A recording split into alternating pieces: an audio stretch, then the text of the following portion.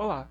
Neste trabalho para a disciplina de Biodiversidade do curso de Biofísica da UFRJ, falarei sobre as populações tradicionais, como pescadores indígenas, e como elas são agredidas pela importação pura e simples do modelo norte-americano de preservação ambiental, tema do livro O Mito Moderno da Natureza Intocada, de Antônio Carlos Diegues.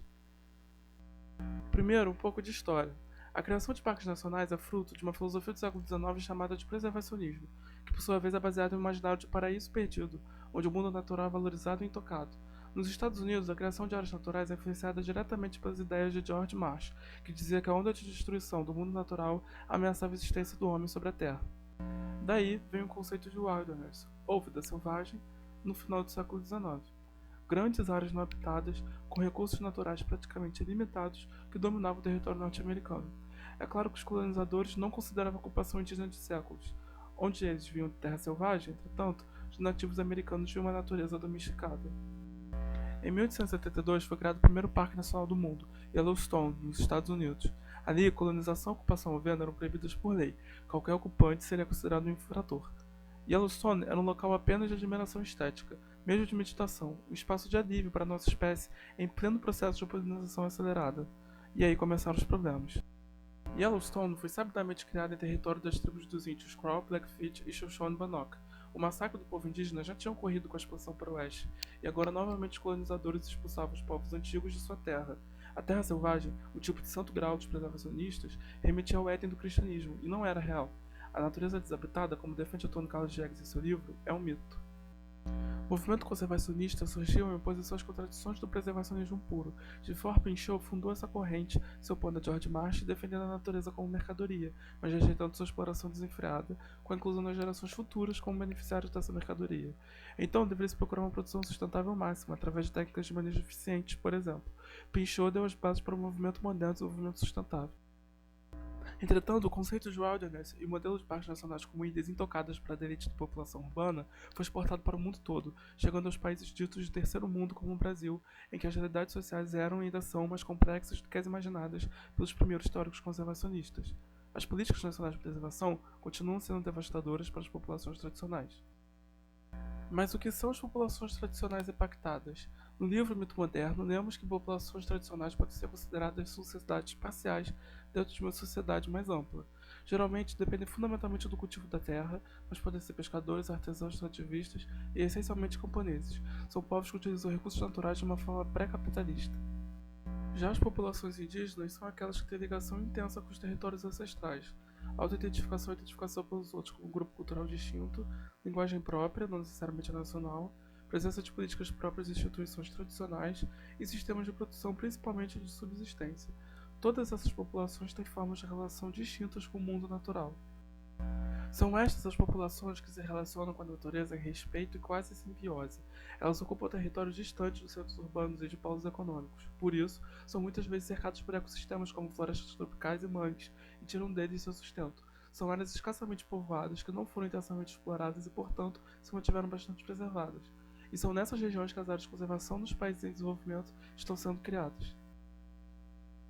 A preocupação com as populações tradicionais começou a surgir nos anos 60, mas só ganhou força nos anos 80, com um documento da União Internacional pela Conservação da Natureza chamado Estratégia Mundial para a Conservação.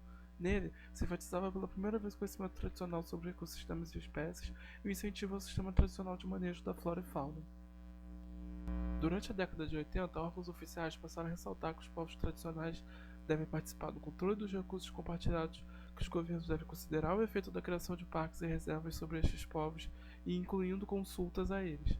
Assim, passou a ser uma política oficial que os povos tradicionais não devem ter seu estilo de vida alterado pela criação de parques. Aos poucos, a relação do homem urbano com os povos tradicionais, visando a superar conflitos étnicos e culturais, vai sendo refinada. Um exemplo de sucesso citado no livro é o do povo Kuna, do Panamá, cujo território foi parcialmente convertido em área de conservação e que agora recebe turistas e serve para pesquisas. Dessa forma, o povo não precisou abandonar a região. Outra superação nessa relação é o abandono da ideia de que, para as populações tradicionais, só há a opção de continuar vivendo de subsistência ou abandonar esse estilo de vida, absorvendo a cultura dominante. Hoje, a WWF, por exemplo, já endossa uma terceira via, na qual o povo modifica sua economia de subsistência, mas combinando formas antigas e novas de produção e mantendo sua identidade. A mudança de políticas públicas, como no Brasil, se deu pela percepção de que as áreas de biodiversidade mais exuberantes não são necessariamente aquelas supostamente intocáveis.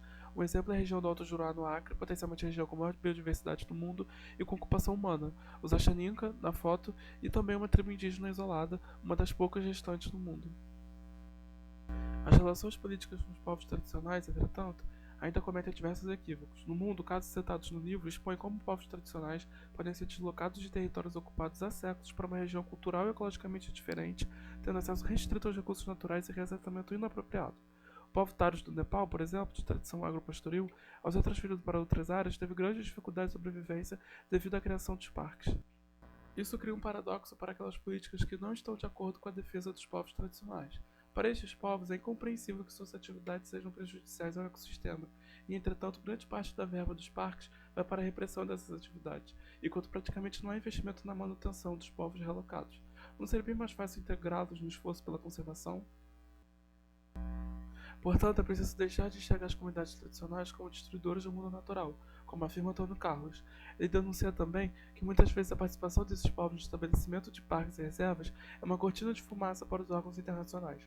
Qualquer articulação dos povos a serem desalojados é posta pelo governo frente à opinião pública como um retrocesso ao desejo de conservação natural. Segundo o autor, há um problema específico no Brasil: os interesses corporativistas dos preservacionistas puros, que controlam instituições ambientalistas governamentais e não governamentais. Desapropriações que servem a interesses do agronegócio, por exemplo, impedem aqui o pleno exercício dos direitos dos povos tradicionais e indígenas.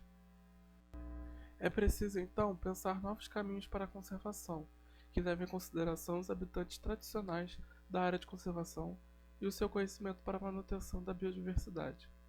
Essas são as fontes que eu usei para este trabalho. Obrigado.